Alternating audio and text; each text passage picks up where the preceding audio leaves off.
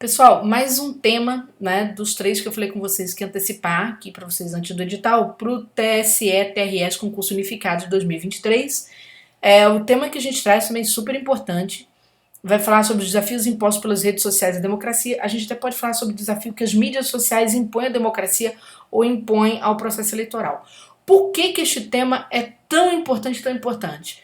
Primeiro, a gente tem aquelas questões que são ligadas à questão das fake news, à divulgação de falsos informativos em massa no período eleitoral, né? Toda essa questão que vem rolando. E você tem também, né, aí toda a polêmica em cima do TikTok, né? Para quem não está acompanhando, a gente vai falar disso daqui a pouquinho. Mas vamos falar do por que isso aqui é tão importante. Né? A gente está em pleno século XXI, e a gente sabe que no século XXI, exatamente as tecnologias de informação e de comunicação são muito importantes para quaisquer instituições, para quaisquer poderes e principalmente para as democracias. O que acontece? Ora, se a gente observar como é que as mídias sociais hoje, né, como é que seria a característica do fluxo de informações das mídias sociais? Gente, hoje se comunica, né, de forma multidimensional. Então aqui nós temos uma comunicação, né, que segue de forma multidimensional. Primeira coisa que a gente tem que partir desse princípio. O que é multidimensional? Hoje, por exemplo, as pessoas, como que elas comunicam na rede social? Há uma certa horizontalização da comunicação, não é? Então, essa comunicação horizontal, quer ver? Olha, então, a comunicação multidimensional, horizontal, ela implica exatamente o quê? Ora, vou partir aqui da produção de informações, tá? Embora eu esteja falando de comunicação. Antigamente, quem produzia informação eram os veículos midiáticos. Hoje, você tem uma democratização da produção de informação. Então, você tem informação sendo produzida a qualquer momento, por qualquer pessoa, por palavra, por imagens, não é? Então, a gente tem muito dessa comunicação. Então, o acesso à informação hoje, acesso à informação, a disseminação de informação, a produção de informação é horizontal. Então, se eu pensar a comunicação e a informação, né, que eu esqueci de colocar aqui, elas acontecem em todas as dimensões. A outra questão que você tem, não é? Você tem uma espécie de ecossistema, o nome é esse mesmo, tá? Informacional também na internet. Por que ecossistema? Porque a pessoa, por exemplo, ela não tem só o Instagram. Ela tem o Facebook, ela tem o Instagram, ela tem o TikTok, por aí vai. Ela tem canal no YouTube. Então, hoje, muita gente tem uma comunicação dentro de um ecossistema comunicativo, de produção de informação e de troca de informações. Então, você tem toda essa questão da comunicação do século XXI. E, naturalmente, essa comunicação e informação, elas são dinâmicas, ou seja, elas nunca param, não é? O tempo todo. Só para vocês terem noção, na América Latina, né, cerca de 80% das pessoas usam as redes sociais para se comunicar. Né? É uma força, só vocês terem noção, bem maior do que na Europa, tá? O que acontece na América Latina. E aí isso vai ter toda uma influência no comportamento da nossa política, nosso sistema eleitoral, tudo bem? Se a gente também fizer uma busca histórica da importância, né, como que essas mídias sociais, vamos dizer assim, essas redes vão impor desafios à democracia, a gente vai lembrar de aspectos históricos bem recentes que marcaram esse processo. A gente tem, por exemplo, em 2011, né, a Primavera Árabe. O que aconteceu aqui? Só para lembrar. Várias pessoas marcaram reuniões via redes sociais para que as pessoas pudessem exatamente fazer grandes fluxos de manifestação contra países, não é, que tinham uma série de problemas ligados aos seus governos, certo? Havia países ali que não eram democráticos, havia países que tinha uma democracia muito tênue. Então a gente teve uma série de mudanças, né? Caíram os governos, por exemplo, da Líbia, né? Houve queda de governo no Egito, tá? Na Tunísia, né? A gente tem a própria Síria entrou em guerra e nunca mais saiu. Então, bem ou mal, essa comunicação em redes influenciou todos esses países, de certo modo, tá? Mais tarde, a gente vai ver acontecendo no Brasil, em 2013, as manifestações de ruas, né, que começaram por conta do aumento, né, dos 20 centavos na tarifa de ônibus, começou por causa disso aqui, e depois virou um movimento de massa muito desagregado, porque as pessoas sabiam, olha, não existe qual era a pauta. Eu lembro que na época, estava no governo Dilma, se demorou muito para entender essa informação de rua, não é? E há várias explicações sobre esse movimento. Tem gente que critica esse movimento, fala que foi um movimento plantado, tem gente que acha que foi um movimento natural e por aí vai. Mas o que a gente quer dizer é o seguinte, tudo isso aqui começou nas redes sociais, mesmo que aconteceu no Brasil, começou por força das redes sociais, tá? E depois nós temos, né, um pouquinho mais para frente, 2016, o Brexit, né? O que foi isso? A saída do Reino Unido da União Europeia. E na época se descobriu mesmo, aí sim, aí as pessoas começaram a perceber, peraí, o que fez com que as pessoas mudassem de opinião muito rapidamente e decidissem por essa saída?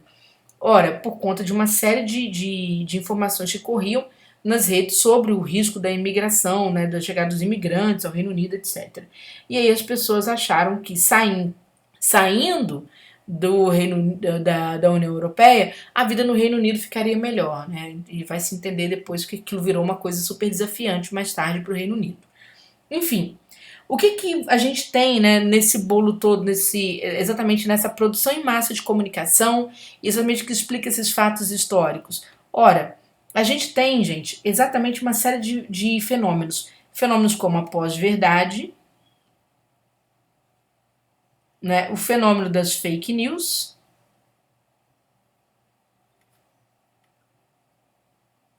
certo?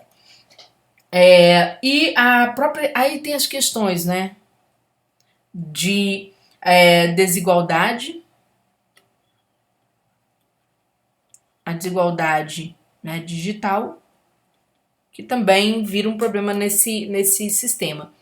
Ora, a questão das fake news vocês já sabem, né? As fake news são o quê? Elas são distorções de informação, a criação de falsos informativos, e isso, não é, como existe todo um ecossistema, uma dinâmica, uma comunicação multidimensional, isso cresce muito rapidamente, cria uma situação de temor, não é, na sociedade, e aí você tem exatamente essas fake news colocando sim a democracia em risco, né? Por quê? Porque podem surgir movimentos totalitários, como já aconteceu, né, após movimentos totalitários, que vão criticar o sistema democrático, né? A naturalidade do sistema democrático passa a ser visto ali como uma coisa de risco. As instituições passam a ser atacadas, né? Então, quer dizer, por quê? Porque a pessoa vai recebendo em massa esses informativos. E vai receber isso por meio de quê? Né? Por meio de uma série de robôs que, que são ali espalhadores, né? Eles vão fazer isso no automatismo, tá? Ou uma série de perfis falsos. Então a pessoa olha ali um perfil, ela acha que é de uma pessoa divulgando uma notícia útil, não, é um perfil falso, de repente não tem nada ali dentro, tá? Foi usado apenas para disseminar alguma coisa. E você tem a pós-verdade. A pós-verdade, gente, é a explicação sobre o fato. Se você olhar a quantidade de influencer que tem para tudo hoje, né, para tudo que é lugar, bem ou mal, isso cria um caminho para pós-verdade. Por quê? A influências digitais são totalmente comprometidos com a verdade. Eles trabalham em cima do fato e vão explicar aquele fato, fazer uma leitura, ajudar a transparecer, né, um pouco mais o entendimento sobre aqueles fatos que estão acontecendo, mas há pessoas que distorcem. A gente viu isso muito, por exemplo, no campo religioso aconteceu isso muito. Havia, por exemplo, no YouTube, pastores que nunca entraram numa igreja. Né? Por quê? Porque como o YouTube traz like, pode dar retorno financeiro para as pessoas, né? Vai depender do canal da pessoa. A pessoa falava coisas que, de repente, nem na Bíblia não tinha. Né? A BBC fez até uma coisa muito interessante, um diagnóstico basicamente desse tipo de situação. Então, esse, bem ou mal, essas vozes, elas falavam muito politicamente, elas falaram principalmente no Brasil, né? Se falou muito politicamente. Então elas dão explicações sobre os fatos, a pós-verdade é um entendimento sobre os fatos. Só que é um entendimento que supera a verdade. Você tem o fato, é como se você exagerasse na conversa, tá certo? Não é fake news. Fake news é mentira, aquele fato não existiu. A pós-verdade, eu tenho fato, mas eu dou uma opinião e eu tento conduzir as pessoas a ir de acordo com o meu pensamento. Outro problema para a democracia, né, é a desigualdade digital. Ora, desigualdade digital, a gente tem desigualdade no acesso ao Wi-Fi, desigualdade no acesso aos aparelhos, né, um computador, um notebook, um aparelho celular e tal. As pessoas, de repente, não têm dinheiro para comprar, sequer para trocar. Então você vive no mundo. A gente viu isso muito durante a época da pandemia, quando se foi pagar o auxílio emergencial, que a pessoa tinha que fazer um cadastro por celular. Tinha gente que não tinha celular, simplesmente. A pessoa tinha que ir à Caixa Econômica, né, pegar filas ali infindáveis para tentar fazer um cadastro por lá, porque a pessoa não tinha um celular próprio para ela poder fazer o cadastro. Então, quer dizer, a gente vive num país que sim, existe muita desigualdade digital. E a desigualdade digital, gente, também tem a ver com a informação, com a qualidade da informação. Ela tem a ver também com a questão da educação digital, né? Educação digital. Tem gente que sabe usar a internet muito bem para praticamente tudo que precisa. E tem gente que não passa do WhatsApp, porque só sabe usar aquilo ali. E aí, exatamente nesse meio, como que a pessoa vai atestar se uma coisa é fake, né? Se ela é falsa, se ela é verdadeira, se você tem uma precária educação digital? A pessoa não sabe nem jogar no Google. Então isso acontece muito, né, com o cidadão brasileiro. Tudo bem? E aí nós temos outras questões, né? A própria comunicação das instituições, você pensa bem aqui, olha só. O TSE tem um aplicativo chamado Pardal. Para que serve esse aplicativo? Né? Para que ele possa denunciar, por exemplo, a pessoa, né, o cidadão, o eleitor, possa denunciar, por exemplo, os crimes eleitorais. Só que quase não é divulgado. Por quê? Porque nesse processo de comunicação, né, multidimensional, horizontal, dinâmica, as instituições não se comunicam bem. Né? Os aplicativos são pouco divulgados e às vezes mesmo no Twitter, que é uma comunicação assim que a pessoa devolve, existe um feedback, né? A pessoa faz o tweet, o outro retuita, né? Alguém comenta. Não. A comunicação das instituições públicas é muito que vertical, tá? Então as instituições têm uma comunicação vertical. Elas só comunicam o que elas têm. Elas não atendem o cidadão via redes sociais. Não atendem. E aí existem outros desafios que vão entrando aqui no bolo, né? Que você também pode aproveitar para a tua redação. Que é o seguinte, pessoal. O comportamento, não é? O comportamento dos políticos nas redes sociais, não é? Está havendo uma mudança na noção, você não tem agora mais o partido tão somente, mas muitas vezes você tem uma cara de um político. Por quê? Porque de repente esse político é muito bom de redes sociais, então ele é produto disso aqui, ele não tem pauta nenhuma. Quantas pessoas foram eleitas, nós sabemos muito bem, pessoas que foram eleitas por meio de redes sociais sem pauta nenhuma. Por que foram eleitos? Porque eram famosos nas redes sociais em relação às coisas que falavam. Mas não quer dizer que havia um compromisso ali dentro, né, da nossa Carta Magna, da nossa Constituição, um compromisso, uma política pública a se pensar, um papel, mesmo no legislativo, de entendimento do legislativo, não é? O que se vai representar? Nada. Então as pessoas votaram tiktokers e por aí vai, tá? Não é à toa que existe uma polêmica, e claro que isso aqui é bastante discutível. Hoje, né, pra gente finalizar, existe uma polêmica no mundo sobre o TikTok. Os Estados Unidos, por exemplo, eles querem porque querem que o TikTok venda, né, ele seja vendido para os americanos, porque eles alegam que há uma série de riscos à segurança dos Estados Unidos, porque é uma rede que capta muitos dados, né? O TikTok não é uma rede de comunicação, é uma rede de conteúdo. Por exemplo, se você observar, o Twitter é uma rede de comunicação, as pessoas se comunicam, elas debatem alguma coisa ali. O TikTok é mais produção de conteúdo. Então você imagina você produzir muita fake news e as pessoas não responderem muito aquilo, apenas ficar naquela coisa de produção. Então eles veem isso como, segundo, né, a explicação que eles dão, como risco à democracia. É claro que quando você pensa numa coisa americana, né, você tem que pensar no todo, porque o Facebook também, né, foi suspeito de vender dados de vários usuários aí para empresas que estavam interessados, por exemplo, né, em promover determinados políticos. Isso aí houve essa acusação. Inclusive o CEO do Facebook chegou a ir ao Senado americano, né, morreu de medo de ser preso e etc.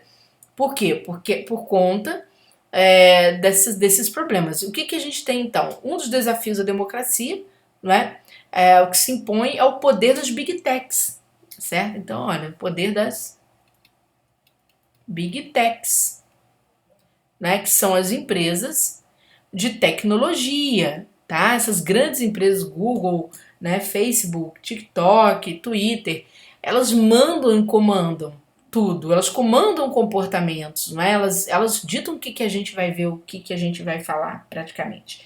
Né? E se a pessoa não tiver uma educação digital, que inclusive está previsto, né? Vamos lá, olha só, uma educação digital ou um letramento digital, também poderia usar essa expressão, né? São coisas diferentes, mas a finalidade é basicamente a mesma. Isso é previsto no artigo 26 do Marco Civil da Internet no Brasil. O que acontece? Se a gente não tem realmente um investimento em educação digital, a gente vai para o buraco com essa situação toda, tá? E é tudo muito desafiante porque, ao mesmo tempo, por exemplo, o Brasil, né, chegou algumas vezes a exigir do TikTok, né, vamos dizer assim, do Facebook, né, ou seja, de várias redes, que cessasse a divulgação de determinado conteúdo, né? O que acontece? Você esbarra em quê? Na liberdade de expressão. Então é uma coisa tão delicada que vez ou outra você está esbarrando em coisa muito séria, não é? Então hoje se pensa muito, e aí sim eu acredito que seja um tema super importante por isso, se pensa muito, né? Existe uma preocupação não só do Brasil, mas como de vários países do mundo, em regular as redes sociais, né? Criar uma espécie de regulação, de mecanismo de regulação. O problema é que esbarra na liberdade de expressão. É bom regular, ou seja, colocar alguma regra para que as big techs tenham alguma responsabilidade em relação ao que é divulgado ali. Porque isso muda o futuro de um país, isso cria problemas para os povos quando há uma eleição movida por fake news, né? A gente vê que as coisas caminham muito nesse sentido, tá? Pessoal, vocês podem ver que eu dei essa aula para vocês sem evitar tocar em nomes de políticos, etc, etc, para não dar aquela conotação mais personalizada, entendeu? Que a gente tem que evitar em redação. A gente tem que falar do fenômeno, falar do fenômeno com uma certa propriedade, com conhecimento bastante vasto. É claro que você não vai colocar isso aqui tudo numa redação, tá? Isso aqui são apenas ideias para você já ir lendo, né, e tomando nota. E à medida que você for treinando isso, você vai selecionar, dentre várias coisas que eu falei aqui, o argumento que te interessa para você praticar, tá bom? Então é isso, tá? Depois tem o nosso terceiro tema, para que você possa aí também estudar e reforçar um pouco suas bases de entendimento.